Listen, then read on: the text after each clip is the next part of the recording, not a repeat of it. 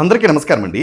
Social మీడియాలో చిరంజీవి గారి fans అలాగే బాలకృష్ణ గారి ఫ్యాన్స్ మధ్య ఒక సోషల్ మీడియా వార్ అన్నది భయంకరంగా ఈ రోజు అంతా జరుగుతుందండి. సోషల్ మీడియాలో ట్విట్టర్, ఇన్స్టాగ్రామ్ అలాగే యూట్యూబ్ అండ్ ఫేస్బుక్ లో చూస్తే విపరీతంగా ఒకరి మీద ఒకరు ట్రోల్ చేసుకున్నటువంటి సందర్భం.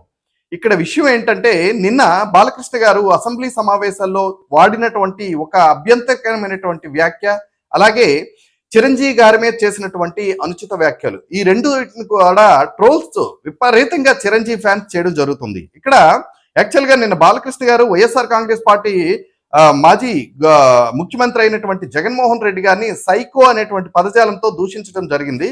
ఇక్కడ వైఎస్ఆర్ కాంగ్రెస్ పార్టీకి చెందినటువంటి వ్యక్తులు సోషల్ మీడియాలో అంత యాక్టివ్ గా ఎటువంటి పోస్ట్ పెట్టకపోయినా చిరంజీవి గారిని ఏదో అన్నారనేటువంటి ఒకే ఒక్క కాన్సెప్ట్ తో చిరంజీవి ఫ్యాన్స్ మాత్రం విపరీతంగా రెచ్చిపోతున్నారండి ఈ సోషల్ మీడియాలో.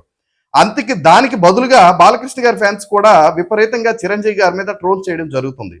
ఇక్కడ బాలకృష్ణ గారిని ఏంటంటే గత 2004లో ఈ యొక్క బెల్లంకొండ సురేష్ గారి ఇంట్లో జరిగినటువంటి కాల్పుల సందర్భంలో బాలకృష్ణ గారు మెంటల్ సర్టిఫికేట్ తెచ్చుకున్నారనేటువంటి ఇష్యూని వీళ్ళు చిరంజీవి ఫ్యాన్స్ హైలైట్ చేస్తుంటే, చిరంజీవి గారు 2009లో ఈ యొక్క ప్రజారాజ్యం పార్టీ పెట్టి ప్రజారాజ్యం పార్టీని తీసుకువెళ్ళి కాంగ్రెస్ కాళ్ళ దగ్గర పెట్టేశారనేటువంటి నెగిటివ్ నెరేటివ్ ని ఈ యొక్క బాలకృష్ణ గారి ఫ్యాన్స్ చెప్పడం జరుగుతుంది. వాస్తవంగా ఈ ఫ్యాన్స్ అసోసియేషన్లు ఏంటంటే ఇలాంటప్పుడే హైలైట్ అవ్వాలనేటువంటి కృతనిశ్చయంతో ఉంటాయి కాబట్టి ఈ ఫ్యాన్స్ విపరీతంగా ట్రోల్స్ చేస్తున్నారండి. ఎందుకంటే వీళ్ళు ఇదే సందర్భంలోనే వీళ్ళు హైలైట్ అవ్వడానికి ఒక మంచి మార్గంగా ఉంటుంది.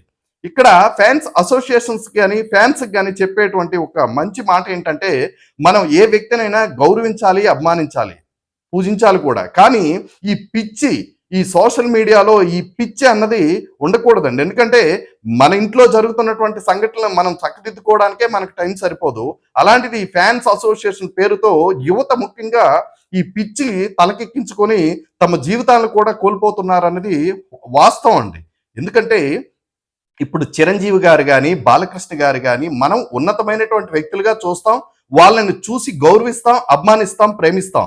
అంతే తప్ప పిచ్చి పీక్కి వెళ్ళిపోయి వాళ్ళ కోసం మనం బట్టలు చింపుకోవాల్సినటువంటి అవసరం ఉందా అన్నది ఒకసారి యువత ఆలోచించాలి. రాష్ట్రంలో ఎన్నో సమస్యలు ఉన్నాయి. నిజంగా ఈ సమస్యల మీద ఈ యువత పోరాడితే రాజకీయ నాయకుడు అన్న ప్రతి ఒక్కరు కూడా ఒళ్ళు దగ్గర పెట్టుకొని పనిచేసేటువంటి పరిస్థితులు ఉంటాయి. నిజంగా యువతకు నా విజ్ఞప్తి ఏంటంటే, మీరు పోరాడాల్సింది ఈ యొక్క ఫ్యాన్స్ అసోసియేషన్లు కానీ ఫ్యాన్స్ కోసం కాదండి. మీరు రాష్ట్ర సమస్యల పట్ల చిత్తశుద్ధితో మీరు పోరాడండి. దానికి అద్భుతమైనటువంటి స్పందన వస్తుంది అన్నది నా అభిప్రాయం అండి. అందరికీ నమస్కారం.